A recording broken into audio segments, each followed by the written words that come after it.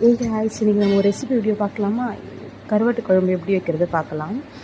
எண்ணெய் ஊற்றி கடுகு போட்டு 2 வெங்காயம் 2 தக்காளி அரிஞ்சு போட்டுக்கோங்க. நான் வந்து அந்த கிளிப் எடுக்க மறந்துட்டேன். அதுக்கப்புறம் சரி கொஞ்சம் வதங்கினதுக்கப்புறம் கல்லுப்பு. இன்றைக்கி வீட்டில் வந்து வேறு காய் எதுவுமே இல்லைன்றதுனால நான் கத்திரிக்காய் மட்டும் எடுத்து அது மட்டும் போட்டுக்கிறேன். இது வந்து ஒரு 5 பேருக்கு பண்ணுறோன்றதுனால இந்த குவான்டிட்டி நீங்கள் பார்த்துக்கோங்க. நல்லா வதக்கிட்டு கொஞ்சம், ஏன்னா கத்திரிக்காய் வதங்கணுன்றதுனால நல்லா வதக்கிட்டு ஒரு தட்டு போட்டு மூடிடுங்க ஒரு 5 மினிட்ஸ். அதுக்கப்புறம் வந்து ஒரு பெரிய நெல்லிக்காய் சைஸு புளியை வந்து கரைச்சி வச்சுக்கோங்க சைடில். அதாவது 2 வாட்டி 3 வாட்டி வதக்கி அதை புழிஞ்சு விட்டு எடுத்து வச்சுக்கோங்க.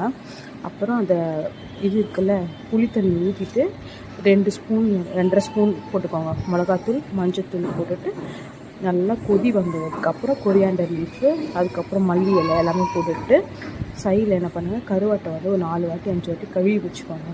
கழுவி வச்சோடனே நல்லா கொதிக்க விடுங்க. ஒரு 20 நிமிஷம் கொதிக்க விட்டு இந்த கருவாடு எடுத்து போட்டுடுங்க. போட்டு ஒரு 10 மினிட்ஸ் லோ ஃப்ளேம்லேயே வதக்குங்க. அது கூடயே நான் என்ன பண்ணேன், முட்டை அவிச்ச முட்டை வந்து தனியாக வச்சுருந்தேன். அந்த முட்டையும் போட்டேன். ஏன் அப்படின்னு பார்த்தீங்கன்னா அந்த ஃப்ளேவர் எல்லாமே அதில் இறங்க ரொம்ப நல்லா இருக்குன்றதுனால. அப்புறம் கொஞ்ச நேரம் நல்லா ஒரு 10 மினிட்ஸ் அந்த கருவாடு வெந்ததுக்கப்புறம் ஆஃப் பண்ணிடுங்க. ஆஃப் பண்ணிட்டு பார்த்தீங்கன்னா நல்லா மிதக்க கருவாட்டு குழம்பு வந்து ரெடியாக இருக்கும். அதுக்கு நான் சைடில் வந்து சாப்பாடுமே வச்சுட்டேன். சாப்பாடு வச்சுட்டு சுட சும்மா சாப்பாடு போட்டு அந்த கருவாடை போட்டு முட்டையை போட்டு சாப்பிட்டீங்கன்னு வச்சுக்கேன், அடட்டா